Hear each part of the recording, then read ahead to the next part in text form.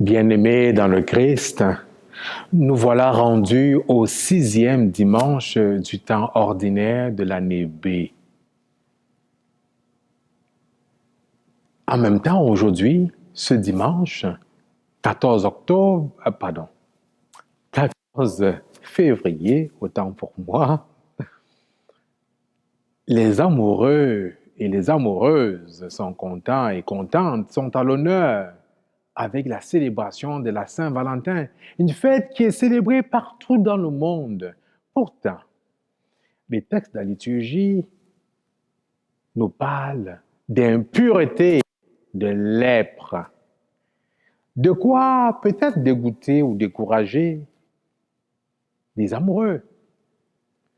Nous allons voir comment tout cela est lié, comment cette fête, c'est quoi les liens que nous pouvons faire entre ces textes et la liturgie, les textes de la liturgie d'aujourd'hui et cette fête que j'aime appeler la célébration de l'amour, parce que c'est pas seulement une histoire de personnes en couple. Bref, on va y revenir. Dans la première lecture d'aujourd'hui, tirée du livre du Lévitique, il est question de lèpre. Mais c'est important de saisir le contexte de ce livre. En fait, le livre du Lévitique, comme son nom l'indique, Lévitique, on a à l'intérieur Lévi. C'est un livre, 3e livre de la Bible,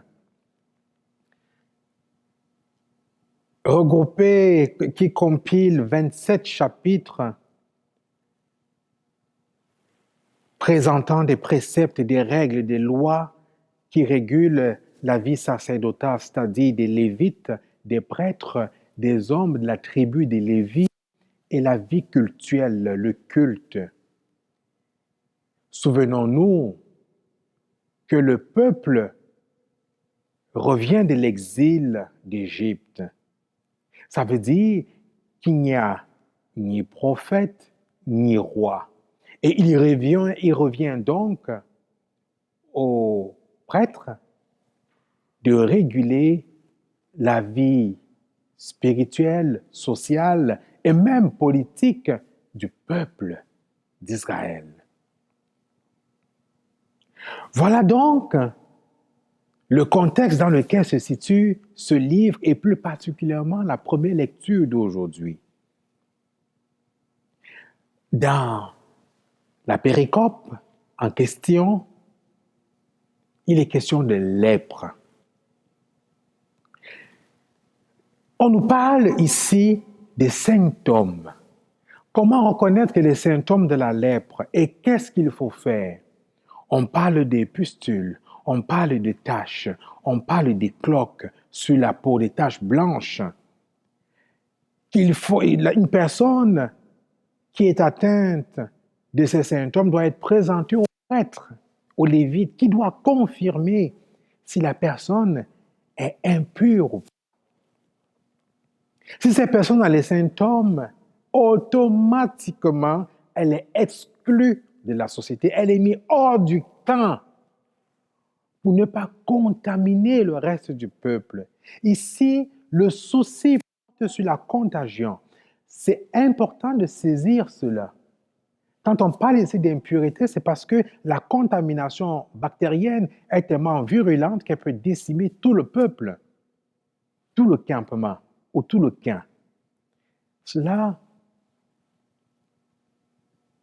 je ne me suis pas, empêché de penser à la COVID, à la pandémie de la COVID que nous vivons ces mois-ci, qui dure déjà bientôt 1 an, en mars prochain.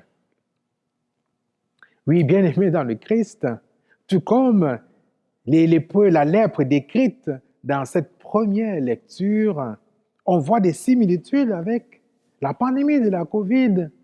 Lorsque je tousse, je fais de la fièvre, lorsque j'ai tous les symptômes, que je passe un test qui s'avère positif, je suis mis en quarantaine.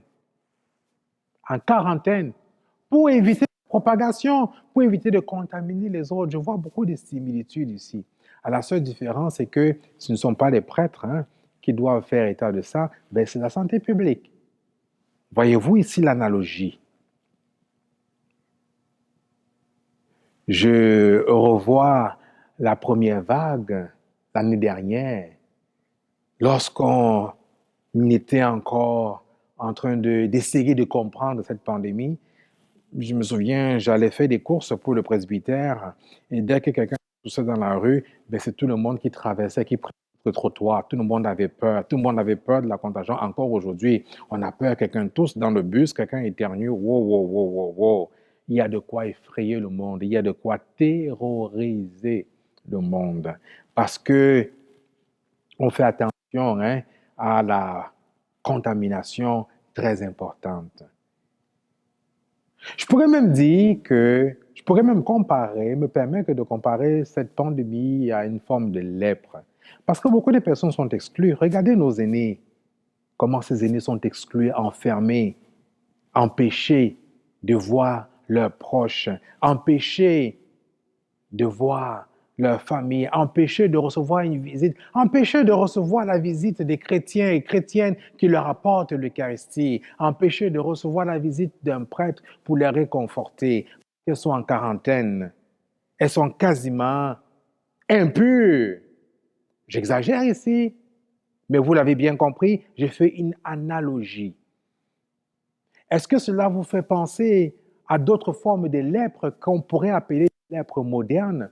Parce que ce contexte Covid nous fait vraiment voir de façon claire qu'être contaminé de cette pandémie, c'est quasiment être comme un lépreux, exclu de la société parce qu'on est contagieux. Identifions ensemble une forme de lèpre que je pourrais appeler de lèpre moderne. Outre cet aspect de la COVID, j'ai rencontré quelques personnes atteintes d'un cancer qui partageaient que lorsqu'elles ont annoncé dans leur entourage qu'elles étaient atteintes d'un cancer, les gens les évitaient quasiment comme si elles étaient rendues lépreuses, comme si c'était contagieux. Parce qu'il dit cancer en phase 3, 4, peu importe le niveau, tout le monde voit la mort, la tristesse. Et on est dans une société où on ne veut pas regarder la mort. On ne veut pas regarder ce qui est triste. Il faut habiller les apparences. Il faut plutôt habiller la souffrance et la misère et faire bonne apparence. Oui, je parle ici de cancer parce que c'est une expérience que j'ai vécue suite à des témoignages de certaines personnes. Vous avez des personnes qui sont quasiment exclues à cause d'un handicap physique, mental, une malformation à la naissance. Des personnes avec certaines déficiences sont quasiment considérées comme impures, exclues de la société. Nous assistons à la crise des migrants, à la question de la discrimination, à la race, à la couleur, des débats entre la reconnaissance ou non du racisme comme étant systémique ou systématique, peu importe. Beaucoup de personnes portent en elles un lourd passé, besoin d'une guérison de la mémoire, qui dans un cas, cette guérison qui dans certains cas est commencée, mais n'est pas véritablement achevée.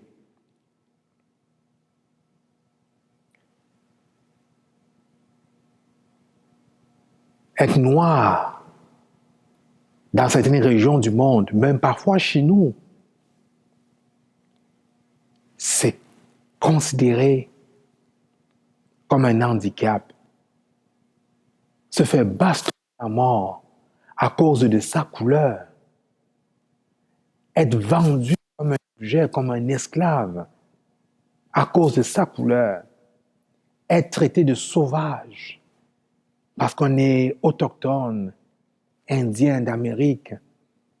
Être traité de barbare parce qu'on est aborigène. Être parqué dans des réserves. Oui, bien-aimé dans le Christ, les mots ici sont durs, lourds de sens, mais ça fait mal pour certaines personnes qui le vivent dans leur chair, dans leur peau, dans leur âme. Oui, ces personnes sont exclues. Dans de nombreuses cultures, encore aujourd'hui, naître albinos, c'est considéré comme une abomination. Des enfants sont tués à leur naissance parce qu'ils sont albinos. Dans certaines conceptions, ces enfants sont perçus comme étant l'incarnation du diable. Ils sont considérés comme étant maléfiques. Oui, croiser un drogué dans la rue, être jugé parce qu'on est une prostituée, la liste est énorme, bien-aimés dans le Christ. Les formes d'exclusion, il y en a. Des femmes qui se battent pour l'égalité, la reconnaissance de leurs droits, qui sont exclues encore aujourd'hui parce qu'elles sont femmes. Elles n'ont pas le droit d'exister dans leur contexte. Elles sont nombreuses, les exclusions. Oui, pour une Saint-Valentin, je vous apporte de nouvelles noires. Mais il faut l'accueillir, c'est une réalité. Soyons conscients de ces barrières, de ces exclusions. Et ce texte du Lévitique est une belle introduction pour l'évangile d'aujourd'hui. Le Christ vient lever ces barrières. Il vient à la rencontre. Il vient relever. Il vient redonner espoir à toutes ces personnes exclues à cause de leur origine, de leur naissance, à cause de leur statut social, de leur handicap de naissance, à cause de leur orientation sexuelle. Encore dans de nombreuses sociétés, de nombreux milieux, même chez nous, des personnes sont bastonnées à mort, pas d'homophobie. Oui, bien-aimé dans le Christ, le lépreux ici prend le risque en allant vers le Christ. Le Christ, lui aussi, prend le risque en l'accueillant. Il prend le risque d'être repoussé, d'être banni de toute célébration cultuelle. Et si vous avez fait attention dans la proclamation de cet évangile, on dit, une fois que le Christ purifie le lépreux, il est mentionné, Marc mentionne, le lépreux allait annoncer la nouvelle, le Christ ne pouvait plus entrer dans aucune ville. Il était à l'écart et les gens venaient à lui. Est-ce qu'il a été rejeté lui aussi parce qu'il a été en contact avec le lépreux, parce qu'il lui demande de tendre la main, il le purifie. Le Christ prend le risque de purifier le lépreux, de redonner une dignité à la personne exclue. Toi qui m'écoutes aujourd'hui, vous qui m'écoutez, peut-être que toi tu vis cette expérience d'exclusion, peu importe sa nature. Aujourd'hui, la bonne nouvelle de l'Évangile est la suivante. Tu es fils et fille bien-aimés du Père. Il veut te redonner une dignité.